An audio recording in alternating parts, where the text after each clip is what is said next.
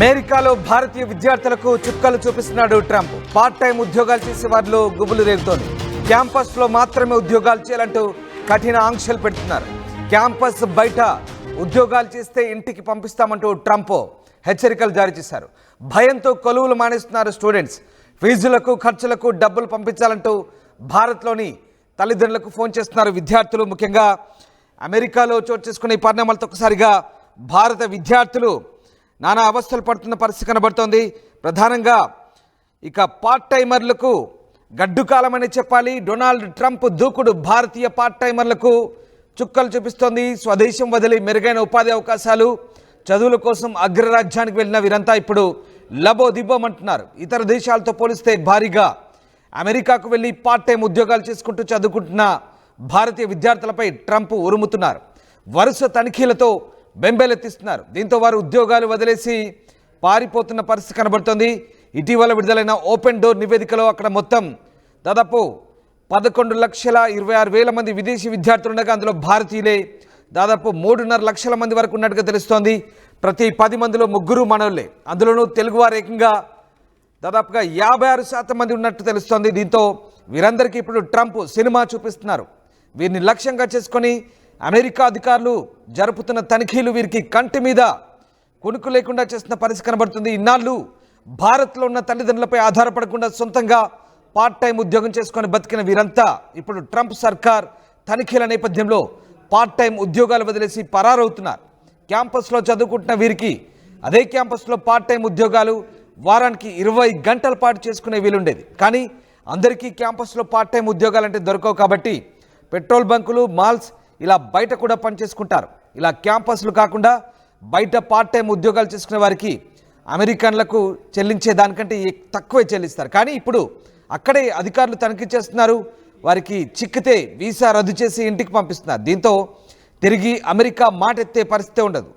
దీంతో ముందే వారు పార్ట్ టైం ఉద్యోగాలు మానేసి ఇంటికి డబ్బుల కోసం ఫోన్లు చేసుకోవాల్సిన పరిస్థితులు కనిపిస్తున్నాయి. ఇదంతా చూస్తూ మన కేంద్ర ప్రభుత్వం కూడా ఏమీ చేయలేని పరిస్థితి కనబడుతుంది. మొత్తం మీద అమెరికాలో ఉంటున్న ఇక్కడ విద్యార్థులు తల్లిదండ్రులకు ఫోన్ చేసి, నాన్న డబ్బు పంపండి ప్లీజ్, నా పరిస్థితి ఏం బాగోలేదు, ఇంటి నుంచి డబ్బులు పంపిస్తేనే నాకు ఇక్కడ ఖర్చులకి కాలం వెల్లదీస్తానంటూ విద్యార్థులు తల్లిదండ్రులను వేడుకోవడం ప్రస్తుతం ఇక పరిపాటిగా మారే అవకాశం కనిపిస్తోంది.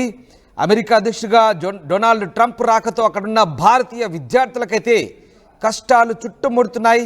ఓవైపు రూపాయితో పోలిస్తే అమెరికా డాలర్ విలువ రోజు రోజుకు పెరిగిపోతూ భయపెడుతుంటే, మరోవైపు చదువుకుంటున్న క్యాంపస్ బయట పార్ట్ టైం కొలువులు చేసుకోవాలని పరిస్థితి తలెత్తడంతో విద్యార్థులు వాళ్ళ తల్లిదండ్రుల్లో అయితే ఆందోళన నెలకొంది. అక్రమ వలసదారులను గుర్తించేందుకు ఇమిగ్రేషన్ అధికారులు సోదాలు చేస్తూ కఠినంగా వ్యవహరిస్తుండడంతో తమపైన నిఘా పెట్టాలని భావిస్తున్న విద్యార్థులు పార్ట్ టైం ఉద్యోగాలను మానేస్తున్నారు.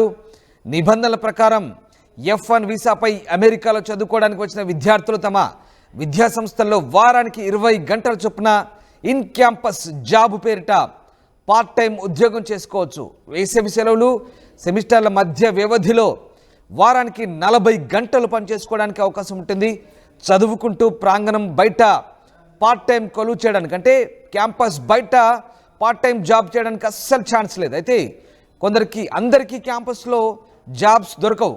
కానీ మన విద్యార్థులు ఎక్కువగా అవుట్ ఆఫ్ క్యాంపస్లో ఈ పార్ట్ టైం చేస్తుంటారు. Super markets, malls, petrol bunks, hotels ఇలా స్థానికులు పనిచేస్తే గంటకు $20 నుంచి $30 ఇవ్వాలి. భారతీయ విద్యార్థులైతే కేవలం $6 నుంచి $10 ఇచ్చినా పనిచేస్తారు. అందుకే ఆయా వ్యాపార యజమానులు మన వారికి అవకాశం ఇస్తుంటారు. ఆ మొత్తంతో విద్యార్థుల జీవన వ్యయంతో పాటు ఫీజులు కూడా చెల్లిస్తూ తల్లిదండ్రులపై ఆర్థిక భారం లేకుండా చూసుకుంటున్నారు. అయితే ఇప్పుడు ఇవన్నీ నిబంధనలకు విరుద్ధం కావడంతో ఇలాంటి వారిని అక్రమంగా అమెరికాలో ఉంటున్న వారిని గుర్తించేందుకు అధికారులు విస్తృత తనిఖీలు చేస్తున్నారు. దొరికితే వీసా కట్, స్వదేశాన్ని పంపించడమే. ఇదే జరిగితే మళ్ళీ జీవితంలో అమెరికా మోహం చూసే పరిస్థితి ఉండదు. ఇదే ఇప్పుడు భారతీయ విద్యార్థులకు పెద్ద తలనొప్పిగా మారింది. పార్ట్ టైం ఉద్యోగాలను వదిలేస్తున్నారు. మాకొద్దు బాబోయ్ అంటూ ఆ కంపెనీలకు చెప్పేస్తున్నారు. కొన్ని నెలల తర్వాత పరిస్థితి సర్దుకుంటుందనే ఆశతో మాత్రం ఉన్నారు. అప్పటి వరకు నెలవారీ ఇంటి అద్దె, భోజనం ఖర్చులు ఇవన్నీ నగదు పంపాలని ఇక్కడ ఊర్లో ఉంటున్న, అంటే భారత్లో ఉంటున్న పేరెంట్స్కు ఫోన్ చేసి అడుగుతున్నారు. ప్రాంతాలను బట్టి విద్యార్థులకు నెలకు దాదాపు 50,000 నుంచి 80,000 వరకు ఖర్చు అవుతుందని చెప్తున్నారు. కాస్త విలాసవంతంగా ఉండే వారికి 1,00,000 పైనే ఉంటుంది. ఇప్పుడు ఇవన్నీ కూడా పేరెంట్స్ ఫోన్ చేసి నానా డబ్బు పంపించండి, పార్ట్ టైం ఉద్యోగం లేదు ఏం లేదు, ఇక్కడ మీరు పంపించే డబ్బులతోనే ఇక నాకు ఖర్చులకి వెల్లదీస్తానంటూ పేరెంట్స్ని అడుక్కునే పరిస్థితి వచ్చింది. సో ఏం జరగబోతుంది, భారతీయ విద్యార్థులకి కష్టకాలం ఇంకా ఎన్ని రోజులు ఉండబోతుందని మాత్రం ఇప్పుడే చెప్పలేని పరిస్థితి. భవిష్యత్తులో పరిస్థితి మారకపోతుందా అనే ఆశతో మాత్రమే ప్రస్తుతం భారతీయ విద్యార్థులు అక్కడ కాలం వెళ్ళదీయాల్సిన పరిస్థితి. ఇక ఓ హోటల్లో దాదాపు 10 మంది సిబ్బంది ఉంటే అందులో 7-8 మంది నిబంధనలకు విరుద్ధంగా పార్ట్ టైం చేసేవాళ్ళు. ఇప్పుడు ఒకేసారి వారందరూ ఉద్యోగాలు మానేస్తే కూడా అక్కడ వ్యాపారాలకు ఇబ్బంది. అంటే స్థానికంగా వ్యాపార నిర్వహణ చూసుకునే యజమానులకు కూడా ఇబ్బంది. ఎందుకంటే మన వాళ్ళు చాలా తక్కువకి పనిచేస్తారు, తక్కువ డాలర్లకు పనిచేస్తారు, ఎక్కువ పనిచేస్తారు.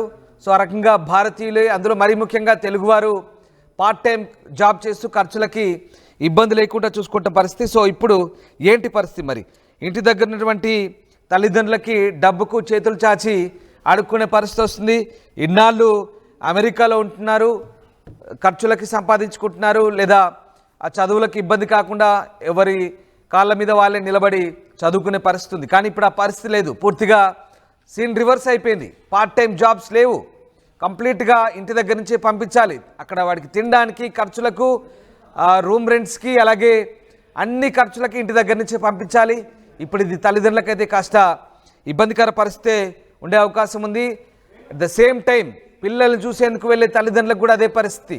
రిటర్న్ టికెట్ ఉంటేనే, రిటర్న్ టికెట్ ఉంటేనే అమెరికాలోకి అలౌడ్ చేస్తున్నారు, లేదంటే ఎయిర్పోర్ట్ నుంచి అటే బయటికి పంపించేస్తారు, మళ్ళీ స్వదేశానికి తిరిగి పంపించే పరిస్థితి. సో మొత్తం మీద భారతీయ విద్యార్థులకైతే ప్రస్తుతం ట్రంప్ అనుసరిస్తున్న విధానాలు అయితే చాలా ఇబ్బందికరంగా మారుతున్నాయి. మొత్తం మీద భారతీయ విద్యార్థులకి ఇది గడ్డు కాలం అని చెప్పాలి.